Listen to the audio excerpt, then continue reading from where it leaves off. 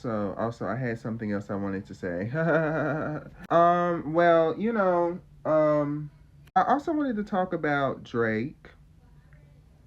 Right, I wanted to talk about the D word, not that D word. I haven't had that in a while. So many people have been sitting there saying, I've been seeing people say this on the lives as well, right? Well, you guys support Drake.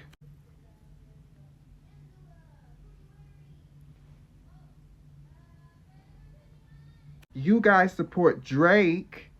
You guys sit there and you stood up for Drake. You stood up for all of these other white celebrities, but you don't want to stand up for the black people. You don't want to stand up for this.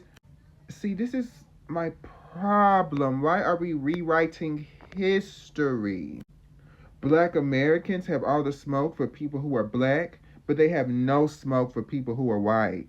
I don't know what's going on, right? There's a lot of the African girlies that are coming over here who are doing the same thing that some of the black Americans are doing and uplifting whiteness and putting whiteness on a pedestal and sitting there thinking that a light skin, a light bright, is the epitome of black excellence and black representation. Let's not act like an African woman, literally, who was on the casting, part of the casting for Children of Blood and Bone, literally sat there and said, I picked Amandla. Yes, the biracial girl, Amandla. I picked her for that role. And you guys can be mad all you want, but she's perfect for the role. And Nigerians literally sat there and told her, hey, Miss Mamas, that's not good because she needs to be dark-skinned because you literally wrote her to be a character that experiences colorism, and her being dark-skinned is pivotal to that, particular situation in the book. And she was like, girl, stay mad. I am the author. I originated it. I was there when the book was written. I wrote the book. So I get to do whatever I want.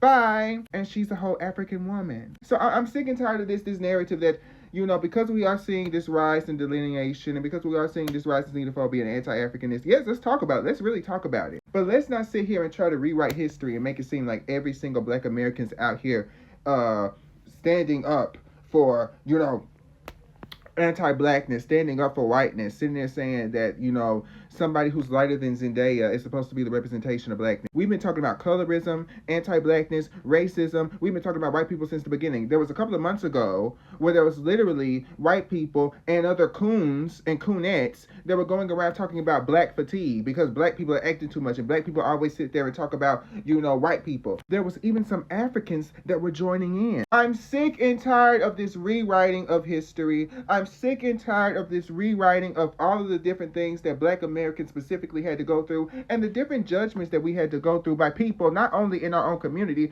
but people outside of the fucking country. You're gonna sit here and have the audacity to say that we are the ones that are standing up for anti-blackness and we never had smoke for white people. This is silly. I remember when the Kendrick Lamar literally had his performance, there was a girl in the UK being like, I don't really, I can do a fucking UK accent to save my life. I'm gonna do, I love Kendrick, but, I don't want to see that. I don't want to see anything like that. I didn't come here to, to be lectured. I came here for a game. I came here to relax. That's what she said. She said she didn't come here to be lectured. She was an African in the UK. And you know how the Africans in the UK act. So we're not going to go around and we're not going to tell lies. A lot of you pan goofies have been telling lies, making it seem like we're in cahoots with white people. We're sitting there, oh, we're as thick as thieves. We're in cahoots. Oh, yes, I love white. Who? Because of the FBAs? Because of the people who are sitting there eating up Trump's ass and making it seem like he's going to be the next coming of Jesus Christ? The next JC? No, darling, no. You guys have lost your way. I'm sick of this rewriting of history. I'm tired of it, actually. And that's all I wanted to say because I'm getting tired of, talking to the fucking phone. So bye.